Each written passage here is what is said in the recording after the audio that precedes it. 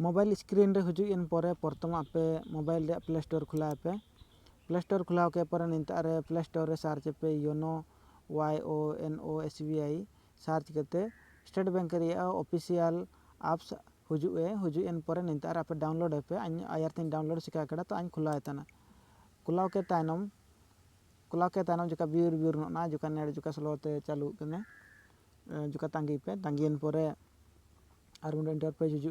तो निंता रे आपी ऑप्शन मेना न्यू SBI जुदी ओके नामा अकाउंट खुलाते सनांग मेना एंदो निंता रे ओता केते ओपन सेविंग अकाउंट पे खुला दाइए तो निंता रे डिजिटल सेविंग अकाउंट अंडो इंस्टेंट सेविंग अकाउंट बारी अकाउंट जैकेट पे खुला दाइए जुदी ओके खुलाते सनांग मेना बैंक का सन कहते नन आप से तके पे खुला दाइए तो जुदी आपे कापे मिदो कापे खुलाव कड़ा तो अኛ निया रे हमदो वीडियो बाई कड़ा तो वीडियो लातारे वीडियो जुगा तना तो इना नलकता आपे अकाउंट बाई पे तो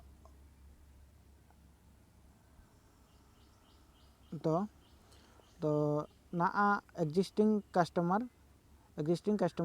अंडो आई हैव एक्टिव कोड तो नन बारी इदी कते तन तो जगह तो निया जुदी बारी सबना अबु जगह तो वीडियो से पूरे जिलिंगोआ तो आपियो नेलते बोरगे पाट करें दो वीडियो को कापे नेलना तो एग्जिस्टिंग कस्टमर चितान रे क्लिक करते निंता जुदी okay SBI State Bank of India mobile banking ID काफे बाई केडे एंदो निंता रे register with my ATM card इदी कते निंता रे पे रजिस्टर दाइए तो आयरते ऑलरेडी ओके को जुदी यूजर ID पे बाई केडे मोबाइल बैंकिंग रे एंदो logging using internet banking ID नें चितार ओता तापे जालेका नें चितार पे ओताया do you have SBI internet banking ID निंता कोली तना आपिया स्टेट बैंक रे यूजर ID मेना ची तो आलिया मेना एंदो निंता रे यस ओता तारे काजी ओता के पोरे निंता रे जो user ID SBI account internet banking mobile banking कुला तन समय जुदी पे बाइल दा एन ID निंता रे एम तापे तो अኛ ID अñ एम तना फटाफट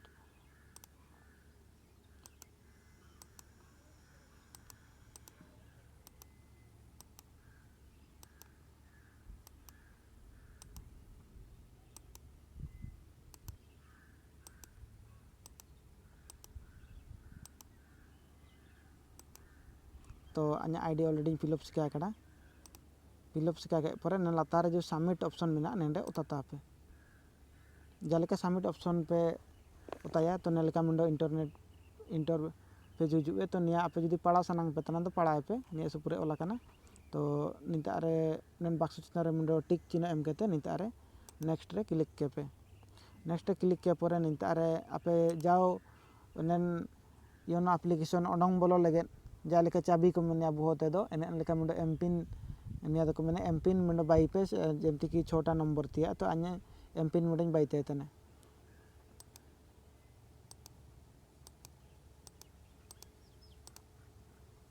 तो अñ मुंडो एमपिन बाई ते तने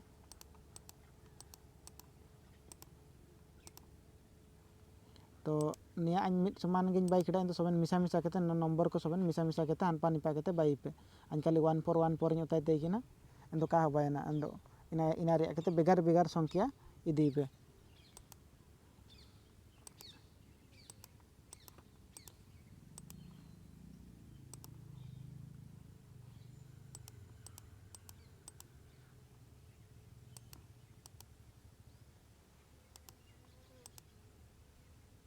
तो एमपिन अñ बाई सिका केडा ना मुंडो आपे State Bank of India register mobile number मुंडो OTP हुजुए एन OTP निंता रे कॉपी केते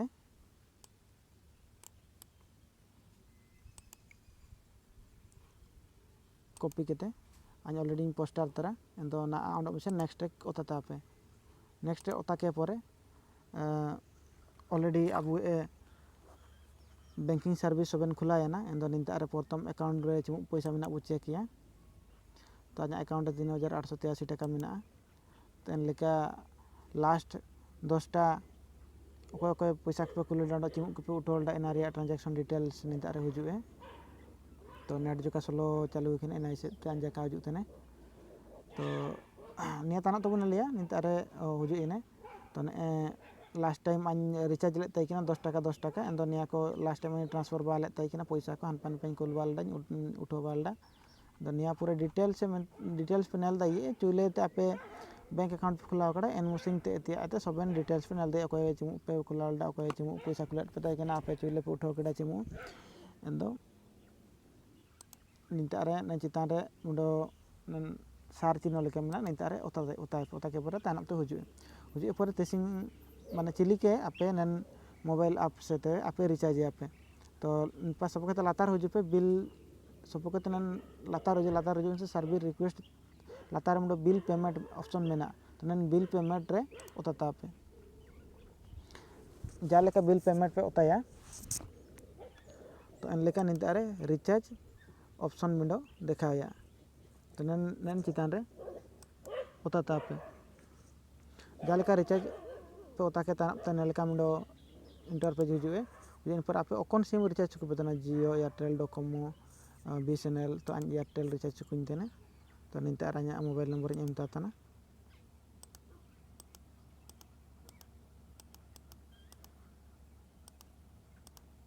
तो मोबाइल नंबर एम सिका कड़ा तो लातार पा निते व्यू प्लान आपे चिमु प्लान रिचार्ज को बेतना आपे नंबर चिकन प्लान मेना इना नेल कते रिचार्ज पे रिचार्ज के पूरा नेलका मुंडो no recharge plan available please try after some time निया निका के हुजूए आयार दो काजू ते ना बार हुजू तने चिकाते दन इना को का ध्यान कता पेन जो चिनोरे ओता पे निपा ब्यूरेन पे दन इंतार आपे जो टोटल आपे नंबर चिकन रिचार्ज ऑफर को मिना एंड इना को सबन हुजूए एन भीतर ते जदी आपे रिचार्ज को पतना तो आन मुंडो टॉप अप रिचार्ज ना 10 टाका टॉप अप मुंडो रिचार्ज तापरे नितारे आन 10 टाका सिलेक्ट कड़ा ऑटोमेटिक नितार अमाउंट जगह रे आते के पैसा फिलन परे नेक्स्ट ओता पे तो नेक्स्ट ओता के परे मोबाइल नंबर ओंडो मिसे नेल रुएले पे चिलिके हुबा कना चिका के तो नितारे नन कन्फर्म तारे ओता पे कन्फर्म तार ओता के परे तो ब्यूरो नितारे मुंडो नितारे आपे मोबाइल नंबर ओटीपी हुजुए तो नन ओटीपी पे ओता के रेगे आपे रिचार्ज सक्सेसफुल तो आन तिसिंग कानी रिचार्ज ये काली नितारे काली जो मैसेज हुजुइन आपे पे नेल केट गया तो नन मैसेज जदी आपे नितार ओता के परे आपे रिचार्ज होबावा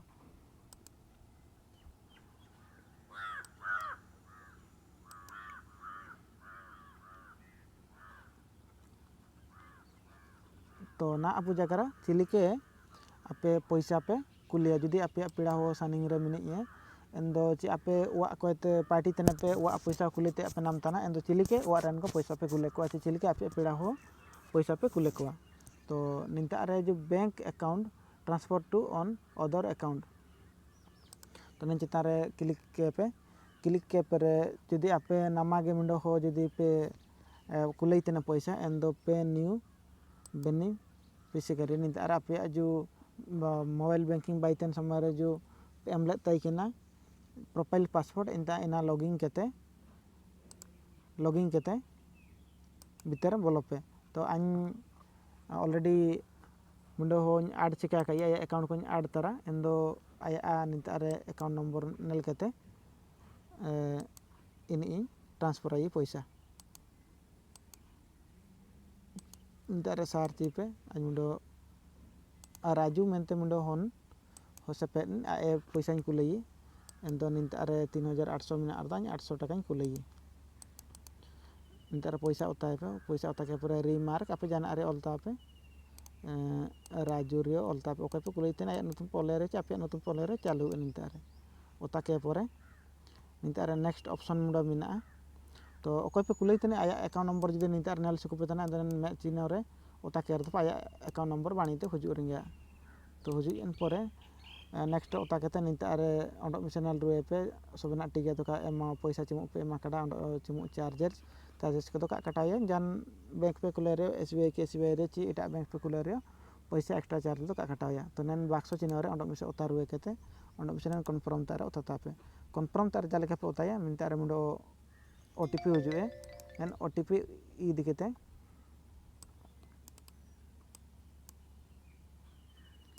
OTP ᱤᱫᱤ ᱠᱟᱛᱮᱫ ᱱᱤᱛᱚᱜ ᱟᱨ ᱯᱳᱥᱴᱟᱨ ᱛᱟᱯᱮ ᱯᱳᱥᱴᱟर ᱠᱮᱫᱟᱹᱧ ᱟᱹᱧ OTP ᱤᱧ ᱯᱷᱤᱞᱟᱯ ᱠᱮᱫᱟ OTP ᱯᱷᱤᱞᱟᱯ ᱠᱮᱫ ᱯᱚᱨᱮ नेक्ᱥᱴ ᱚᱛᱟᱭ ᱯᱮ नेक्स्ट ओता के परे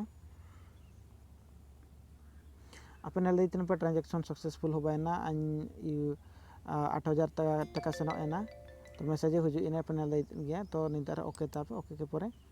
तो अñ आशा तने चे आपे अñ वीडियो नेल केते आपे सुपुरे पे समझा कना तो नेलेकान वीडियो को नेल लगते नेलेकान वीडियो को नेल लगते बैंकिंग सर्विस को नेल लगते अबु फर्स्ट टाइम अñ मुंडा हो चैनल अबु राजू बुलिउली हो चैनल रे हजु ए एंदो नेन राजू हो बुलिउली चैनल आपे सब्सक्राइब पे ओंडो शेयर पे अबु दुनिया रे जागे लड़का सपेट को लड़का हो को लड़का परिवार को मेना को आको नेलेकान वीडियो को एमा कर दबो अबु शिक्षित अबु ची अबु ज्ञान अबु ओंडो अबु यूट्यूब रो नेल थाने सु पूरे हिंदी उड़िया ओंडो तमिल तेलुगु ते सु पूरे तने लेकान वीडियो को बाइते तने जाफर के अबु लड़का सपेट को काको समझाव तना ओंडो काको एतो दाई तने लेकान पार्टी को तो ना निमिन बाणिये डिजिटल जुग कना ओंडो डिजिटल रे ना सोबेना वा रे दुबे केनते के होबावा तो वीडियो निते आरगे मुचड़े तना तो जुदी आ냐 वीडियो आपे बाणी पे आदा केडा एंदो आ냐 वीडियो सब्सक्राइब पे लाइक पे ओंडो बेल आइकन ओता लगेन अल्पे रिंगिया।